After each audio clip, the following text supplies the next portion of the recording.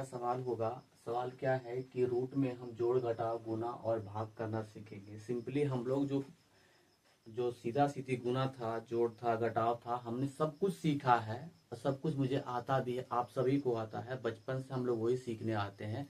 लेकिन ये वाला सवाल जो होता है ना, 8 क्लास के बच्चे हो, 9th क्लास के बच्चे हो, 7th क्लास के बच्चे हो, अक्सर 10th क्लास के भी बच्चे भी इसमें फंस जाते हैं कि हम लोग इसको कैसे करते हैं।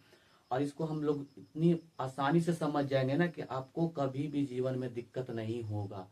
ये 99% बच्चों को परेशान करता है ये सवाल, ठीक है ना। तो ये चीज को हमें अब दूर करना है सीखकर कि हम लोग कैसे इस सवाल को हल कर देंगे ताकि हमें आगे चलकर कभी दिक्कत परेशानी नहीं आनी चाहिए। तो ये चीज अगर आप लोग और बढ़िया से मैथ सीखना चाहते हैं तो हमारे पेज को ना फॉलो कर रखिए। हम आप कंटिन्यू वीडियो डालते रहेंगे। और भाई मेरे आपसे रिक्वेस्ट करते हैं कि वीडियो को आप लोग शेयर जरूर कीजिएगा, ठीक है ना, वीडियो को शेयर कीजिएगा।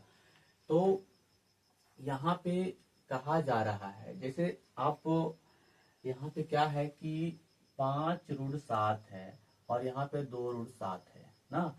तो यहाँ की इसकी जो बेस जो दिखाई देता है, जिसको इसका आधार जो दिखाई देता है सेम है ना। अगर दोनों का आधार सेम है तो रूट रूट में हम इसको जोड़ सकते हैं, ठीक है ना। रूट रूट में हम जोड़ सकते हैं, बाहर वाले को बाहर साथ जोड़ेंगे। देखिए इसको पहले इसमें जोड़ देंगे तो 5 और 2 कितना हो जाएगा, 7 हो जाएगा नहीं।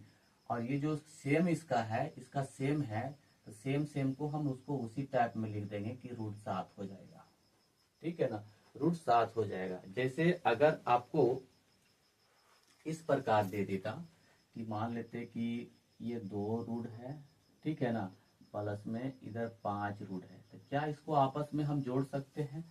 बिल्कुल नहीं जोड़ सकते हैं।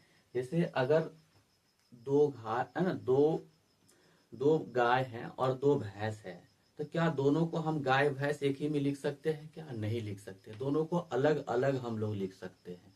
तो इसीलिए दोनों को हम मिक्स नहीं कर सकते हैं, गाय भैंस नहीं लिख सकते ना। इसीलिए इसको √2 में है, ये तो √5 में है, तो इसको हम अलग अलग करके लिख सकते हैं, ठीक है। यही चीज इसमें दिया गया है। अगर दोनों सेम रहता, अगर हम गाय गाय एक साथ रहता, तो जैसे हमने ये वाला जो इसका आधार था 7 का, तो इसको हमने जोड़ दिया है। बाकी इधर बच गया है, इधर देखिए, इधर है √12 है, √32 है।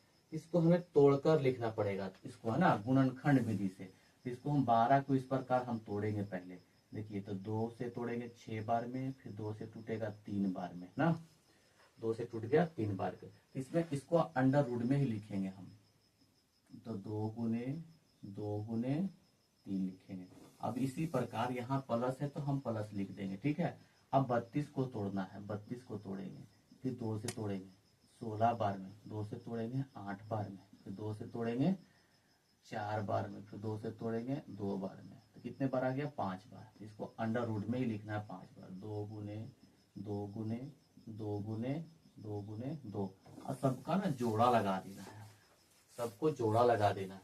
तो जोड़ा लगाना है, कैसे लगाएंगे जोड़ा? तो इसका जोड़ा लगेगा तो ये 2 को बाहर आ जाएगा। अब जिसका जोड़ा नहीं लगेगा ना, उसको अंडर रूट में ही रखना है, प्लस करेंगे। इसका जोड़ा लगेगा तो 2 को बाहर निकलेगा, इसका जोड़ा लगेगा, ये 2 बाहर निकलेगा। इसका देखो नहीं लग रहा है, इसको अंडर रूट में ही लिखना है, ठीक है ना, अंडर रूट में लिखना है 2। समझ गए? अब देखिए इधर देखना है, तो इसको पहले लिखेंगे 2√3, प्लस है तो प्लस। अभी दोनों को आपस में गुना करना, 2 दूनी 4 और √2, यही इसका फाइनल आंसर हो जाएगा, ठीक है ना। यही इसका क्या हो जाएगा, फाइनल आंसर होगा, ठीक।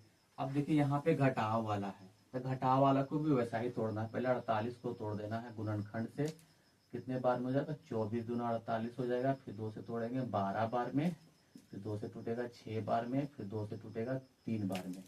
इसको कैसे लिखेंगे, तो 2 गुने 2 गुने 2 गुने 2 गुने 3 अंडर रूट में जाएगा, ठीक है ना, अंडर रूट में जाएगा।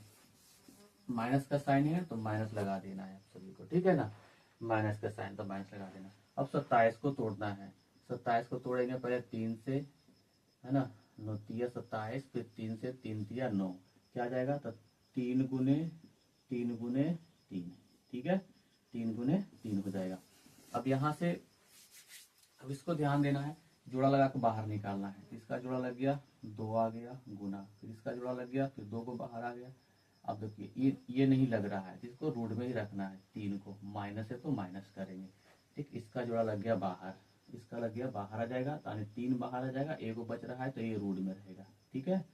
चलिए अब देखिए यहाँ से इसको गुना करके लिखना है। 2 दूनी कितना हो जाएगा 4, ये √3 है तो √3 लिखेंगे, माइनस है तो माइनस करेंगे। यहाँ पर √3 यानी 3 √3 3 √3 करेंगे, ठीक है।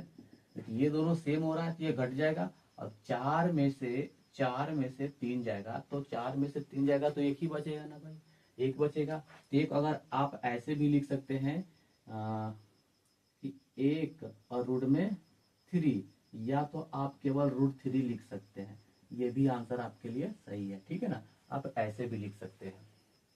अब आगे हमारा गुना वाला। गुना वाले को आप देखिए, अब गुना में जो होता है ना, आपस में रूट में गुना हो जाता है, ठीक है ना, रूट में गुना होता है। इसको पहले बाहर बाहर कर 4 तिया कितना हो जाएगा 12 हो गया, और गुने, है ना। अब इसको गुना करना है इसके साथ में, तो 10 गुना कितना हो जाएगा 20, 10 गुना 20 हो जाएगा। अब ये आ गया रूट में। अब इसको गुणनखंड विधि से आप तोड़ सकते हैं। तो पहले हम बराबर देके 12 लिख देंगे, ठीक है ना, गुना लिखेंगे, गुना लिख देंगे। 20 को तोड़ना है तो आप 20 को तोड़िए, 20 को तोड़ना है तो 20 को तोड़िए, कितने बार में 10 बार में, फिर 2 से तोड़ेंगे 5 बार में।